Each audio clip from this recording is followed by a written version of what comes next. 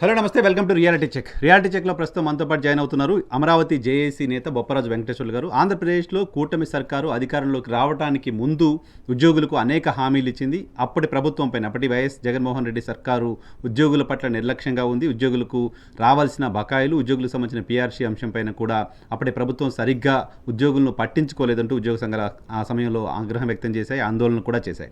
అదే సమయంలో ఉద్యోగుల పక్షాన మేము ఉంటాం, ఉద్యోగులకు అండగా ఉంటామంటూ ఎన్నికల్లో చెప్తూ వచ్చింది కూటమి పార్టీలు అన్నీ కూడా హామీ ఇస్తూ వచ్చాయి. ఎన్నికలు ముగిసిన తర్వాత, కూటమి అధికారంలోకి వచ్చిన తర్వాత 2 సంవత్సరాలు గడిచిపోయి 3వ సంవత్సరంలోకి అడుగుపెట్టిన తర్వాత కూడా ఇంకా మాకు కూటమి సర్కారు ఇచ్చిన హామీలు నెరవేరలేదు అనేది ప్రధానంగా ఉద్యోగ సంఘాలు చెప్తున్నమాట. ప్రభుత్వం పైన పోరాటానికి కూడా సిద్ధమవుతామని చెప్తున్నారు. ఇప్పటికే 1-2 సందర్భాల్లో మాత్రమే ప్రభుత్వానికి సంబంధించిన పెద్దలు పిలిచి మాట్లాడారు, కానీ తమ సమస్యలు పరిష్కారంలో మాత్రం ముందుకు వెళ్ళట్లేదు అనేది వాళ్ళు చెప్తున్నమాట. దాంతోపాటు పీఆర్సీ కమిషన్ ఏర్పాటుకు కూడా ప్రభుత్వం చేయకపోవడం అనేది ఉద్యోగుల్లో మరింత అసహనాన్ని పెంచుతోంది. అమరావతి జేఏసీ నేత బొప్పరాజు వెంకటేశ్వర్లు గారితో మాట్లాడదాం. ఉద్యోగులకు సంబంధించిన హామీ ఇచ్చిన అంశాలేంటి, ప్రభుత్వం నిర్లక్ష్యం చేస్తున్న అంశాలేంటి, ఉద్యోగ సంఘాలు ఏం చేయబోతున్నాయి అనేది మాట్లాడదాం. సార్ నమస్తే. నమస్తే సార్, ప్రధానంగా నేను కంటిన్యూస్గా మీ ఉద్యోగులకు సంబంధించిన ఇష్యూస్ మాట్లాడుతున్నాం. 4-5 ఇష్యూస్ అందరికీ తెలిసిన పాపులర్ అంశాలు: పీఆర్సీ, ఐఆర్, డిఏ, పెండింగ్ బకాయిలు, రిటైర్మెంట్ బెనిఫిట్స్, ఇవి ప్రధానమైన అంశాలుగా ఉన్నాయి కదా. వీటికి సంబంధించి కూటమి సర్కారు మీకు అసలు చెప్పింది ఏంటి, అధికారంలోకి వచ్చిన తర్వాత మీరు వెళ్ళిన అప్రోచ్ ఏంటి, వాళ్ళ దగ్గర నుంచి వస్తున్న సమాధానం ఏంటి, ఇది ముందు ఉద్యోగులందరికీ చెప్దాం. సార్, ముందుగా అందరికీ నమస్కారం. సార్, ఇప్పుడు గత ప్రభుత్వ హయాంలో రివర్స్ పిఆర్సీ తీసుకున్నటువంటి విషయం ప్రభుత్వ ఉద్యోగులందరూ కూడా మర్చిపోలేనటువంటి అంశం. వారితో పాటు రిటైర్ ఉద్యోగులు కానివ్వండి, లేదా కాంట్రాక్ట్ కానీ, అవుట్ సోర్సింగ్ ఉద్యోగులు కానీ అందరూ కూడా తీవ్రంగా మనస్తాపం చెందారు. అయితే అప్పుడు ఏదో ఒక పిఆర్సీ రివర్స్ పిఆర్సీ, మామూలు పిఆర్సీ పక్కకు వస్తే, పిఆర్సీ అయితే సెటిల్మెంట్ చేసుకున్నాం విత్ ఇన్ 3 years లోనే. ఏది అంత పెద్ద కరోనా గందరగోళంలో కూడా 2020, 2021 కరోనా కంప్లీట్ ఉన్నా కూడా 1/1/2022 నాటికి పిఆర్సీ ప్రకటించుకున్నాం, అమల్లోకి వచ్చేసింది. మాకు క్యాష్ పేమెంట్ కూడా వచ్చేసింది. అయితే ఈ రోజు 2024లో ఈ ప్రభుత్వం వచ్చింది అంటే, ఆ లెక్కలో చూసుకుంటే 1/1/2027 నాటికి మాకు పిఆర్సీ సెటిల్మెంట్ అయిపోయి అమల్లో కూడా రావాలి, అంటే క్యాష్ రావాలి. అంటే 3 years సరిపోతుంది. మాకు అంతకు ముందు నోషనల్ గా 1/1/2023 నుంచే రావాలి. అప్పుడు కూడా 1/7/2018 నుంచి రావాలి. కానీ ఆ సంవత్సరం వదిలిపెడితే మాకు 3 ఏళ్ళకి ఆ ప్రభుత్వంలో పిఆర్సీ, రివర్స్ పిఆర్సీ అని ఏదైనా సెటిల్ చేసుకున్నాం. సో ఎక్కువ తక్కువ సంబంధం లేదు, కానీ ఆ 3 ఏళ్ళు పిఆర్సీ సెటిల్ అయింది. అవును, కూటమి ప్రభుత్వం వస్తూ చెప్పినటువంటిది ఏమంటే, రివర్స్ పిఆర్సీ మీరు తీసుకున్నమాట వాస్తవం. కూటమి ప్రభుత్వం వచ్చిన తర్వాత మంచి పిఆర్సీ ఇస్తాము, ఐఆర్ ప్రకటిస్తాము, అదే విధంగా డిఏలు ఎప్పటికప్పుడు ఇస్తాం పెరుగుతున్న ధరలకు అనుగుణంగా, బకాయిలన్నీ చెల్లిస్తాము. అదే విధంగా అవుట్ సోర్సింగ్ ఉద్యోగుల సంక్షేమ పథకాలు అమలు చేస్తాము, వాళ్ళ జీతాలు కూడా పెంచుతాము, కాంట్రాక్ట్ ఉద్యోగులకు క్రమబద్ధీకరణ వదిలిపెట్టారు అయ్యి చేస్తాము. ఇలా అన్ని విషయాలు కూడా చెప్పడం జరిగింది. అయితే మేము కూడా ప్రభుత్వం ఎవరైనా రాగానే కొంత సమయం అనేది వారికి కూడా ఇవ్వాలి. వారికి ఉన్నటువంటి ప్రభుత్వ ఆర్థిక పరిస్థితులు అవన్నీ సరి చేసుకోవాలి కాబట్టి మేము కూడా ఓపికగానే ఉన్నాము. గత 2 సంవత్సరాలుగా ప్రభుత్వానికి మేము కూడా ఎప్పటికప్పుడు సహకరిస్తూనే ఉన్నాం.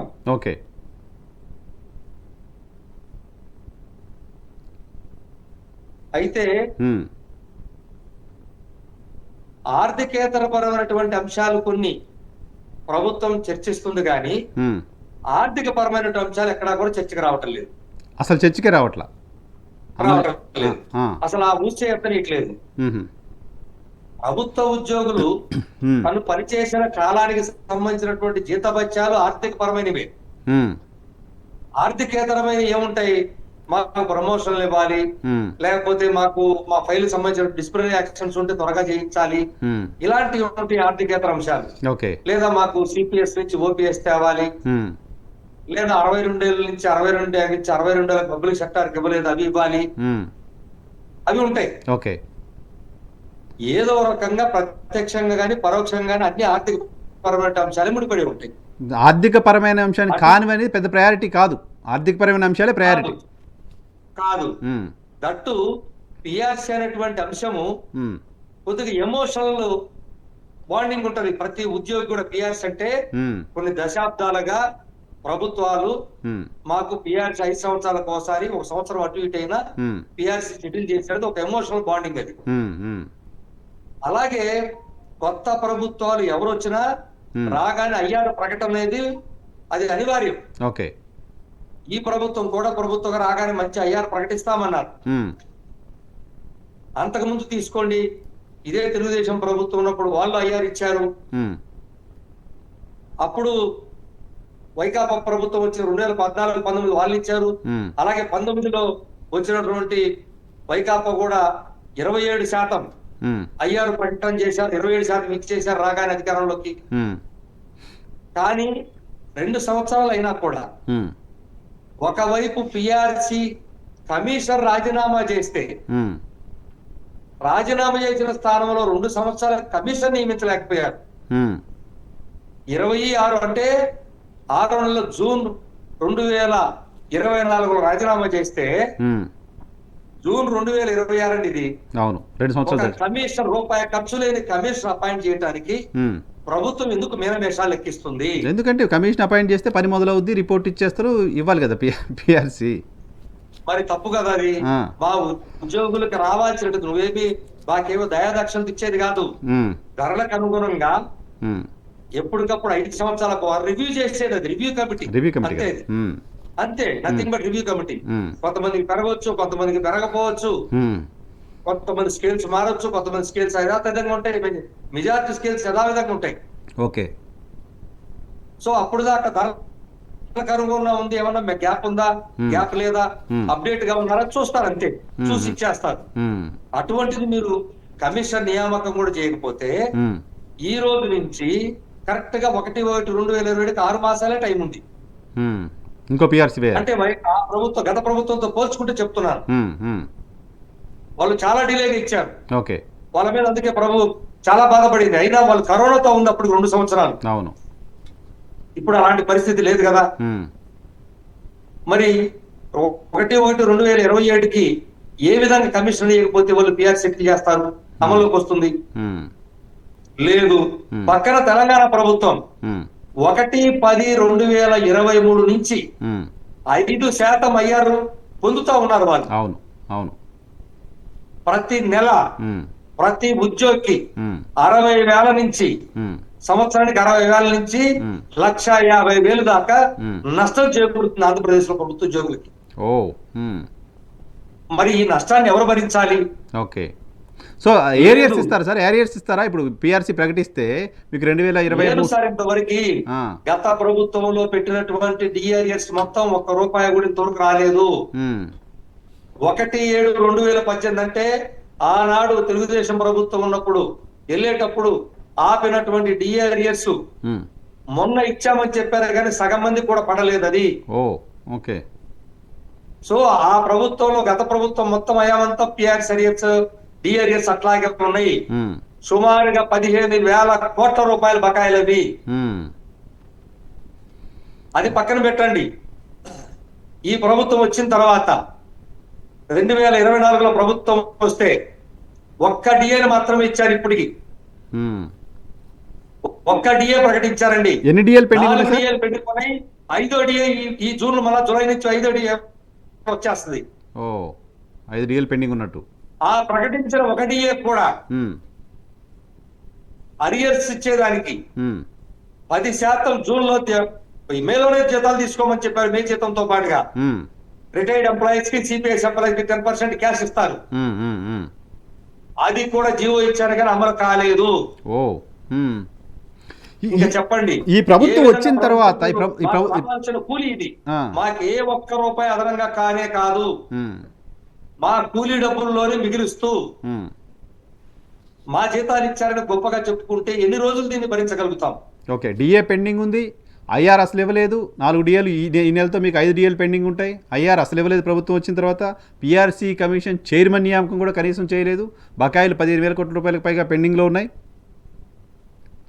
ఈ ప్రభుత్వం వచ్చిన తర్వాత కాకుండా వేల కోట్ల రూపాయలు సరెండర్ లీవులు, మెడికల్ లీవులు, రకరకాల లీవులకు సంబంధించినటువంటి డబ్బులు ఎంత ఉందో చెప్పమని గత సంవత్సర కాలంగా ఏపీజేఎస్ అమరావతి పక్షాన మా పే స్లిప్పుల్లో మెన్షన్ చేయండి అని ఇన్ రైటింగ్ లో ప్రభుత్వానికి ఆర్థిక శాఖగా చెబుతూనే ఉన్నప్పటికీ ఈ రోజు కూడా లెక్కలు బయట పెట్టడానికి సిద్ధంగా లేదు ఆర్థిక శాఖ. ఎందుకు అని చెప్పట్లేదు. సో ఎంత బకాయి ఉన్నారు కనీసం మీకు తెలుసుకునే అవకాశం కూడా లేకుండా పోయింది ప్రభుత్వం వైపు నుంచి. అది నేనేది నీ సొంత ప్రభుత్వంలో ప్రభుత్వ ఉద్యోగులకే లెక్కలు చెప్పలేని పరిస్థితుల్లో ప్రభుత్వం ఉంటే ఇది పారదర్శకత అనిపిస్తుందా? ఎందుకు ఒక న్యాయం మాకు ఒక న్యాయం ఉంటుందా? మేము కూడా అందులో భాగమే కదా.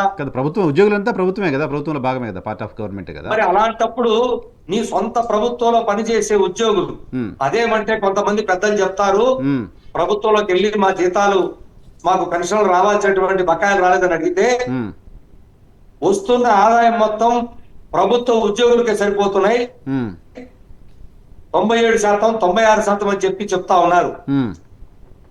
అంటే ప్రభుత్వ ఉద్యోగులకే ప్రభుత్వానికి భారం అయిపోతుంది. ఉద్యోగుల జీతాలే భారం అవుతున్నాయి ప్రభుత్వానికి. అంటే ఈ ప్రభుత్వాలు ప్రభుత్వ ఉద్యోగుల్ని దేనికోసం తీసుకున్నారో సమాధానం చెప్పాలి. అంటే భారమయ్యేదానికి తీసుకున్నారా, ప్రజలకు సేవ చేసేదానికి తీసుకున్నారా? అంటే తప్పు చేశారా ప్రభుత్వం ఏమన్నా? అది గత ప్రభుత్వం కానీ అంతకుముందు ప్రభుత్వం, ఏ ప్రభుత్వాలైనా ప్రభుత్వ ఉద్యోగులు ఏ రోజు కూడా ప్రభుత్వానికి భారం కాదు, బలం. పౌర సేవలు అందాలంటే ఉద్యోగులు ఉండాల్సిందే. ఉద్యోగులు ఈ ప్రభుత్వ ఉద్యోగులు పనిచేస్తున్నబట్టే ప్రజలకి ప్రభుత్వాలు పెట్టేటువంటి సంక్షేమ పథకాలు గాని సేవా కార్యక్రమాలు కానీ చేరుతున్న సంగతి ప్రభుత్వం మర్చిపోకూడదు. సార్ ఒక విషయం చెప్పండి, జాబ్ క్యాలెండర్ ఎలా ఇస్తున్నారంటే వాళ్ళకి జీతాలు ఇద్దామనే కొడదామనే ప్రభుత్వాలు ఇచ్చారుగా మొత్తానికి జాబ్ క్యాలెండర్ అయితే. మరి చెప్పండి దేనికి అది? అది మోసం చేస్తున్నట్లా?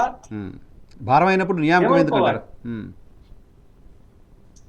సార్ మీరు చెప్పండి, ఈ పారదర్శకత లేకుండా పోతుంది, మాకెంత బకాయిలు ఉన్నాయో కనీసం ప్రభుత్వం చెప్పలేకపోతుంది అని చెప్తున్నారు కదా. ఎందుకు? రీజన్ ఏంటి? ప్రభుత్వం ఇగో మీకు ఇంత బకాయిలు ఉంది అని చెప్తే ప్రభుత్వానికి వచ్చే నష్టం ఏంటి? ఎందుకు దాచేస్తుంది ప్రభుత్వం దాన్ని? మీరేమనుకుంటున్నారు? మేము అదే అడుగుతున్నాం సార్. ఎందుకంటే ప్రజలకి వాస్తవాలు తెలియాలి. ప్రజలు రకరకాలుగా మేమేదో అడ్డగోలు గడుగుతున్నట్టు, అడ్డగోలుగా ప్రభుత్వాన్ని మేమేదో బెదిరిస్తున్నట్టు రకరకాలుగా స్టార్ట్ అవుతాయి. మేము ఉద్యమం అనగానే మీతో మాట్లాడుతున్నా కూడా రకరకాలుగా లైవ్ లో పెడతా ఉంటారు. వాళ్ళందరిని అడుగుతున్నాను, వాళ్ళ ఇంట్లో కూడా ప్రభుత్వ ఉద్యోగులు ఉంటారు, వాళ్ళ ఇంట్లో టీచర్ ఉంటారు, వాళ్ళ ఇంట్లో ఒక లెక్చరర్ ఉంటాడు, లేకపోతే ఒక ఇంజనీర్ ఉంటాడు, ఒక డాక్టర్ ఉంటాడు, ప్రభుత్వ ఉద్యోగం ఉంటాడు. కనుక్కోమనండి వాళ్ళని. వాళ్ళ సంతృప్తి పరంగా వాళ్ళ బంధువులు వాళ్ళ ఇంట్లో కాబట్టి వాళ్ళ బంధువులు ఇంట్లో ఉంటారు, కనుక్కోమనండి.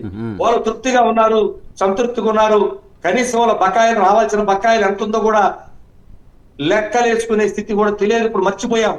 నా డిఆర్ఎస్ ఎంత రావాలో నాకు తెలియదు, ఏమి ఇచ్చారో నాకు తెలియదు, ఏమి ఇవ్వలేదో నాకు తెలియదు, నా సరెండర్ లీవులు ఎప్పటి నుంచి ఇచ్చారో తెలియదు, ఎప్పుడు ఇవ్వాలో తెలియదు, ఎవరు చెప్పరు.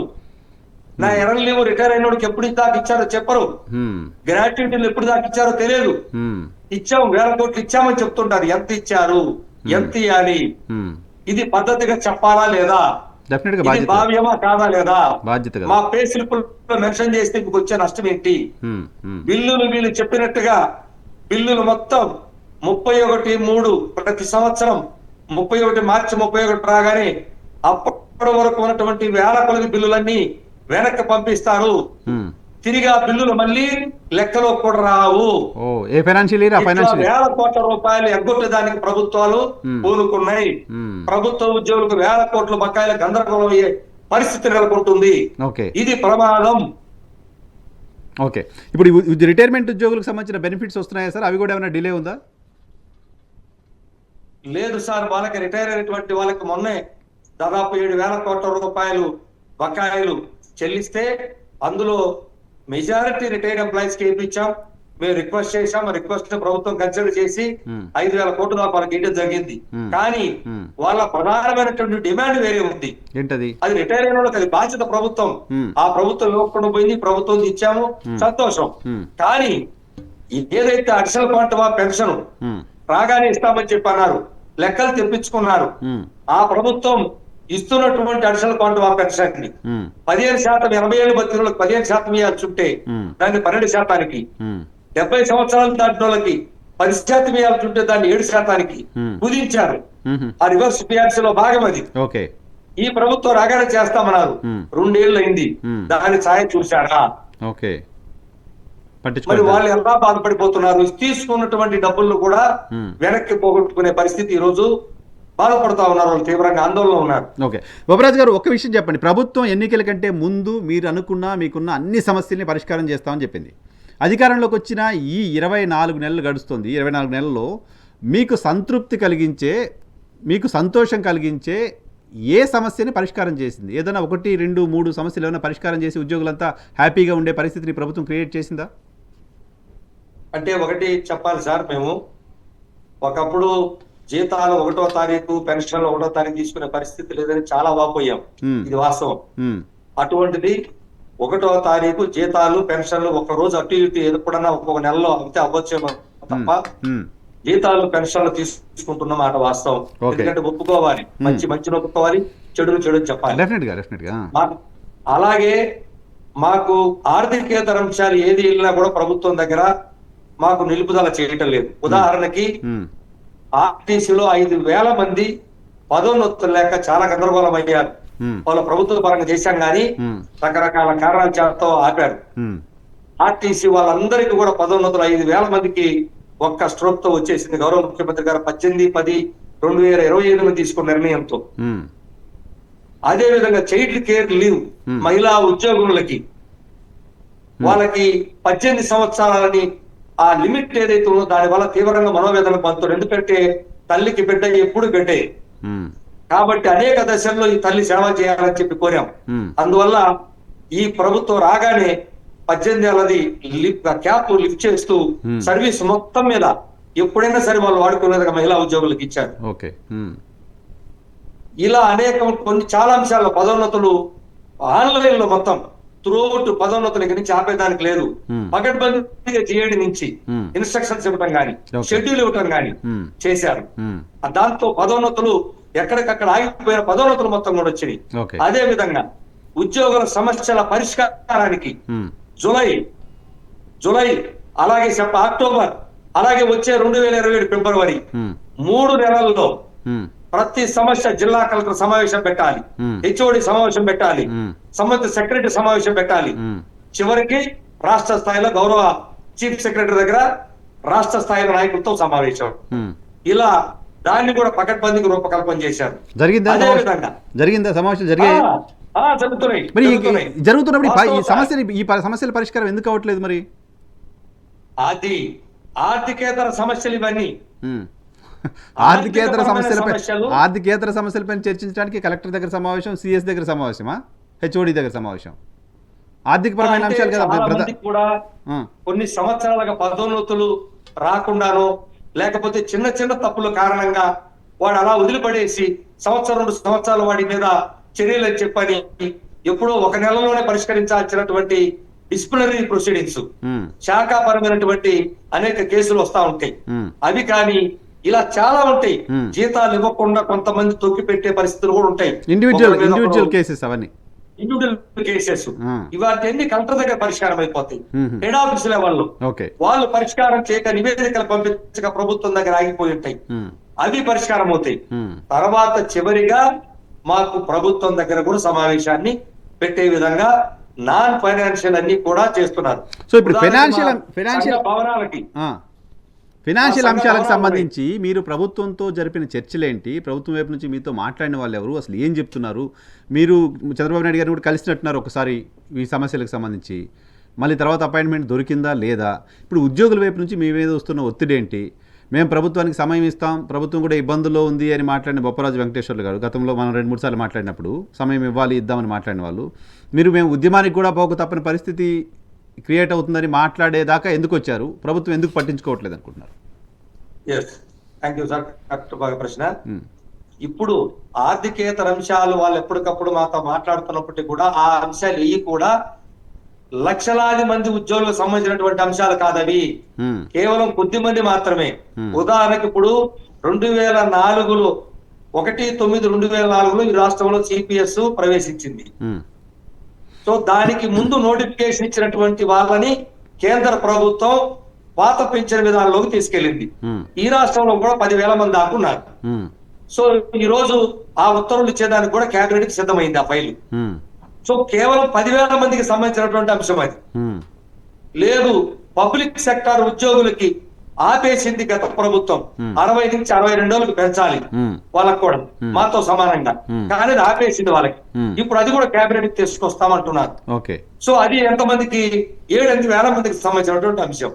అంటే లిమిటెడ్ గా కొంతమందికి సంబంధించినవి ఈ ఆర్థికేతర అంశాలన్నీ కూడా. దాంతో లక్షలాది మంది ఉద్యోగులు సాటిస్ఫై కాదు. ప్రతి ఉద్యోగి తృప్తి పడేది ఎప్పుడంటే ధరలకు అనుగుణంగా పెంచే డిఏలు కేంద్ర ప్రభుత్వంతో సమానంగా ఎప్పటికప్పుడు డిఏలు విడుదల చేయాలి. ప్రభుత్వం విడుదల చేయడం లేదు, పూర్తిగా పక్కన పెట్టేసింది. అదే విధంగా ప్రభుత్వాలు రాగానే ఐఆర్ ప్రకటిస్తుంది, పిఆర్సీ లేట్ అవుతుందని. ఈ ప్రభుత్వం 2 సంవత్సరాలు ఇంతవరకు ఐఆర్ ప్రకటించలేదు. పక్కన తెలంగాణ రాష్ట్ర ప్రభుత్వ ఉద్యోగులు 3 సంవత్సరాలుగా వాళ్ళకి లబ్ధి చేకూరుతున్నప్పటికీ 4వ ఏడాది వాళ్ళకి మాకు వేలాది రూపాయలు తేడా ఉంది ప్రతి నెల. అది లాస్ అయిపోతున్నాము. అదే విధంగా 3 సంవత్సరాల క్రితం సెటిల్ అవ్వాల్సినటువంటి పిఆర్సీ కమిషన్ కూడా ఈ రోజు వరకు నియమించలేదంటే ప్రభుత్వం ఏదైనా కుట్రతో ఆలోచిస్తుందా? ఎందుకు ప్రభుత్వం కావాలని వేయటలేదు? రూపాయి డబ్బులు ఖర్చు కూడా కాదు కదా అనే అనుమానం ప్రతి ఉద్యోగికి వస్తుంది. అసలు ఇప్పుడు ఇస్తారా, లేకపోతే ప్రభుత్వం ఎన్నికల టైంలో మళ్ళా దీన్ని సెటిల్ చేస్తారనే అనుమానం కూడా వచ్చేస్తుంది. అందుకని ఇలాంటి ఆర్థిక పని లేదా మా బకాయిలు పే స్లిప్పులు ఎందుకు చూపించలేకపోతుంది, ఎందుకు చెప్పలేకపోతుంది? సరెండర్ లీవులు, దాదాపు సరెండర్ లీవులు 6,000 కోట్ల రూపాయల ఒక సరెండర్ లీవులే పెండింగ్ ఉంది. ఆ డబ్బులతో ఏదో ఒక విధంగా చిన్న అంటే ప్రతి ఉద్యోగి ఒక ఆర్థిక ప్లానింగ్ ఉంటుంది, ప్రణాళిక ఉంటుంది. అంటే వాడు పెట్టుకుంటాడు, ఈ జనవరిలో పలాదానికి ఎల్ఐసి కట్టుకోవాలి, జూలైలో పలాదానికి ఫీజులు బిల్లు చేయించుకోవాలి, లేకపోతే డిసెంబర్ లో పిల్లలు బిల్లులు చేసుకోవాలి, లేకపోతే రిటైర్ అవుతుంటే ఇల్లు కట్టుకోవాలి. ఇట్లా అనేక రకాల వాడు ప్లానింగ్ ఉంటాయి.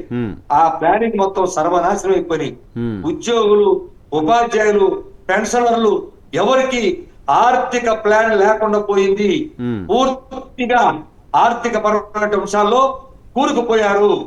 ప్రభుత్వం పూర్తిగా ఆర్థిక పరంగా పట్టించుకోవడం మానేస్తుంది. ఏం చెప్తారు ప్రభుత్వానికి? ప్రభుత్వం నుంచి మీరు అసలు అపాయింట్మెంట్ అడుగుతున్నారా? దొరకట్లేదా ఏంటి? లేదు, ప్రభుత్వంలో మేము చెప్పాల్సిన వాళ్ళందరికీ ప్రభుత్వ ఉన్నతాధికారులు చెప్పాం. గౌరవ ముఖ్యమంత్రి గారి దగ్గరికి వెళ్లే అవకాశం ఉంటే వెళ్లే వాళ్ళని, ఆ అవకాశం అంటే లేదు. ఎందుకు రాలేదు? అడుగుతున్నారా? అపాయింట్మెంట్ అడుగుతున్నారా? దొరకట్లేదా? లేకపోతే అడిగాం, చెప్పాము. ఆ అవకాశం వారి ముఖ్యమంత్రి కార్యాలయ అధికారులకు చెప్పాము, అందరి దృష్టికి తీసుకెళ్లాం. నేను ఏదైనా ఒక కార్యక్రమం చేపట్టే ముందు చెయ్యనటువంటి పని ఉండదు. ఎందుకంటే ఒక సీనియర్ నాయకుడిగా 40 సంవత్సరాలుగా నేను సర్వీస్ లో ఉన్నాను. కాబట్టి అన్ని ప్రభుత్వాలతో మంచి ఉంటది, కొద్దిగా ఇబ్బందులు ఉంటాయి, అన్ని తెలిసినటువంటి వాళ్ళం. ఏదో అడ్డగోలుగా వెళ్దాము, లేదు అడ్డగోలుగా వాళ్ళ మీద గత ప్రభుత్వ హయాంలో కూడా మేము చివరిలో ఉద్యమం చేసి వాళ్ళ ఇబ్బంది పెట్టలేదు. 2023లోనే ఉద్యమం చేసి 24 ఎన్నికలప్పుడు మనం ఇబ్బంది పెట్టకూడదని చెప్పి 2023లోనే 92 రోజులు ఒంటరిగా ఏపీ చేసి అమరావతి ఉద్యమం చేసి అనేక విషయాలు సాధించిన చరిత్ర ఏపీ చేసి అమరావతి. ఇప్పుడు కూడా మేము పట్టించుకోకపోతే, ఈ టైంలో కూడా మేము ఉద్యోగుల సమస్యలు, ఆర్థిక పరమైనటువంటి ప్రధానంగా మాట్లాడకపోతే ప్రతి ఉద్యోగికి లక్షలాది రూపాయలు కోల్పోతారు. ఇప్పటికే నష్టాల్లో ఉన్నారు. కేవలం ఇది కూడా మాకు న్యాయబద్ధంగా, చట్టబద్ధంగా ప్రభుత్వం నుంచి రావాల్సినటువంటి అడుగుతున్నాం. ఓకే, సో ఇలా ఇప్పుడు అపాయింట్మెంట్ ఎక్స్పెక్ట్ చేస్తున్నారా సార్? ప్రభుత్వం వస్తుంది మాట్లాడుతుందని ఏమైనా అనుకుంటున్నారా? గతంలో ఏదో ఉపసంఘం లాంటిది కూడా ఒకటి వేసినట్టున్నారు, కొంతమంది మంత్రులకు బాధ్యత ఇచ్చినట్టున్నారు కదా, మీతో మాట్లాడమని. వాళ్ళు ఎవరైనా మాట్లాడుతున్నారా? అచ్చెన్నాయుడు గారు వీళ్ళంతా ఏదో వాళ్ళు కూడా లేదు సార్. వాళ్ళ దృష్టికి కూడా తీసుకెళ్ళడానికి ప్రయత్నం చేశాము, కానీ మరి ఇంతవరకు వాళ్ళతో కూడా మాకు ఎలాంటి అవకాశం మేము చెప్పడానికైతే నా ప్రయత్నం చేశాం. ఏపీ చేసి అమరావతి పక్షాన ఒక నాయకుడిగా అన్ని ప్రయత్నాలు చేశాం. అన్ని ప్రయత్నాలు చేసిన తర్వాతనే నిన్న రాష్ట్ర కార్యవర్గ సమావేశం 7వ తారీఖున ఆదివారం రోజు 28 జిల్లాల నాయకత్వం, అన్ని శాఖాపరమైన సంఘాల నాయకులు ముక్త కంఠంగా ఇక ఆర్థిక పరమాంశాలు మనకి ఇప్పుడు ఉద్యమం చేయకపోతే భవిష్యత్తులో ప్రతి ఉద్యోగి లక్షలాది రూపాయలు ఇప్పటికే కోల్పోతున్న తెలంగాణ ప్రభుత్వ ఉద్యోగంతో పోల్చుకుంటాం.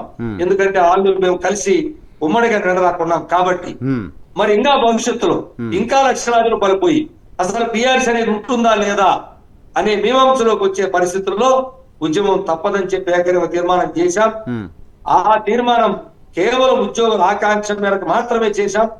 లక్షలాది మంది కోరుకుంటున్నారు కాబట్టి మేము ఒక కమిటీని 13 మందితో కమిటీ నియమించాం. ఈ కమిటీ కలిసి వచ్చేటువంటి సానుకూలంగా ఎవరైతే కలిసి వస్తారో ఇతర సంఘాలను కూడా సంప్రదింపులు చేస్తున్నారు. ఈ రోజు నుంచి మొదలవుతుంది. రేపు 28 జిల్లాల్లో కూడా జిల్లా కార్యవర్గాలు పత్రికా సమావేశాలు జరుగుతాయి. జరిపి మిగిలిన సంఘాలందరూ కూడా అప్రోచ్ చేయి వాళ్ళందరి సహకారంతో అతి త్వరలో కార్యవర్గం ఏదైతే ఈ కమిటీ వేశామో ఆ కమిటీ ఉద్యమ కార్యాచరణ సిద్ధం చేస్తుంది తెలియజేస్తున్నాం. ఓకే, ఏంటి కార్యాచరణ అంటే ఏంటి? ప్రభుత్వానికి ఏమైనా సమయం ఇస్తారా? కొంత సమయం ఇస్తారా? లేకపోతే ప్రభుత్వానికి సమయం ఇచ్చే మీకు మీరే కార్యాచరణ ప్రకటించే పరిస్థితి ఉంటుందా? ప్రభుత్వం స్పందిస్తుందనే ఆలోచన ఏమైనా ఉందా అసలు మీకు? తప్పకుండా సార్, ఎప్పుడు కూడా పిచ్చిగా చేయము.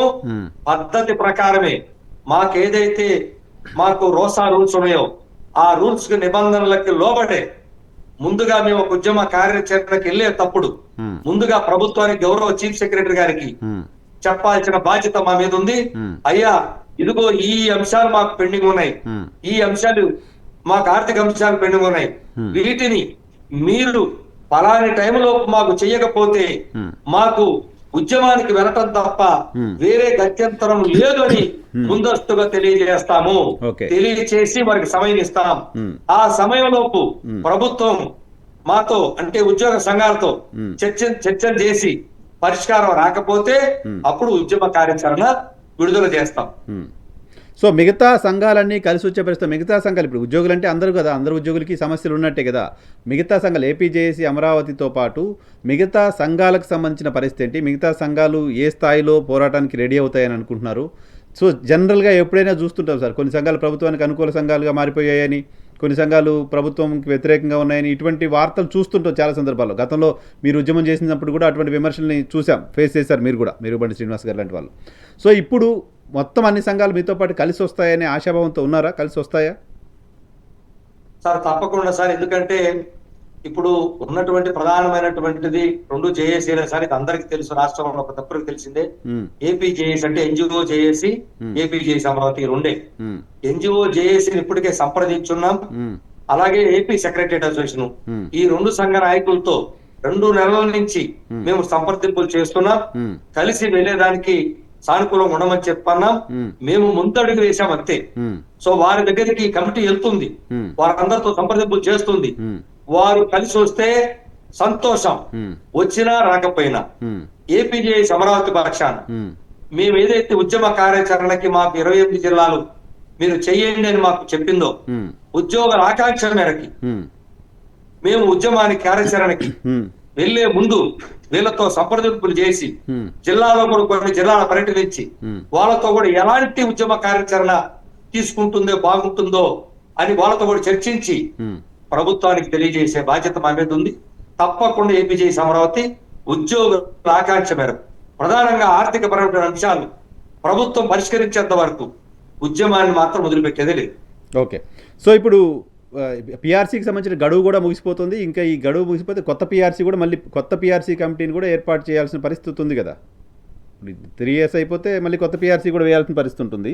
సో ప్రభుత్వం పిఆర్సీకి సంబంధించిన అంశం ప్రధానమైన ఎజెండాగా తీసుకొని మీరు వెళ్తారా? మొత్తం ఆర్థికపరమైన అంశాలు అనేది ఎజెండాగా ఉండబోతుందా?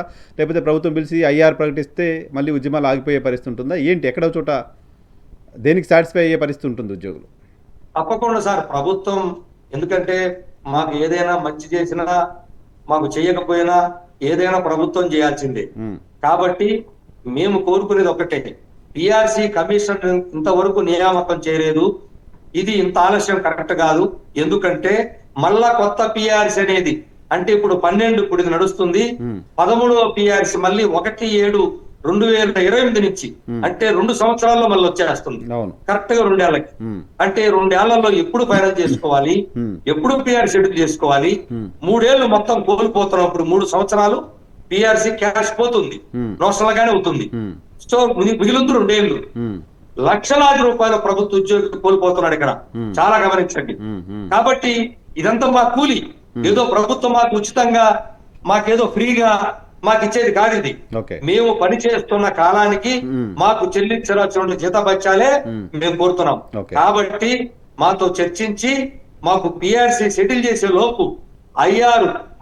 ఇప్పటికే తెలంగాణ ప్రభుత్వం ఉద్యోగులు 3 ఏళ్ల నుంచి పొత్తున్నారు కాబట్టి మాకు అయ్యారు ప్రకటన చేయాలి. ఓకే. ఈ 2 డిమాండ్స్ మీద ప్రధానంగా మాకు చర్చలు జరిపితే ప్రభుత్వ ఉద్యోగులుగా ప్రభుత్వానికి మేము ఎప్పుడు సిద్ధంగా ఉంటామని చెప్పి తెలియజేస్తున్నాం. రైట్ సార్, చివరిగా ఆంధ్రప్రదేశ్ ముఖ్యమంత్రి చంద్రబాబు నాయుడు గారికి, ఉప ముఖ్యమంత్రి పవన్ కళ్యాణ్ గారికి, ఆంధ్రప్రదేశ్ ప్రభుత్వానికి ఏపీ జేఏసీ అమరావతి తరపున మీరు అక్కడ ప్రెస్ కాన్ఫరెన్స్లో మాట్లాడారు. ఓకే, మా ఛానల్ ద్వారా ఏం చెప్పదలుచుకున్నారు? ఒక అప్పీల్ చేయండి ముఖ్యమంత్రి గారికి ఇక్కడ నుంచి అంటే.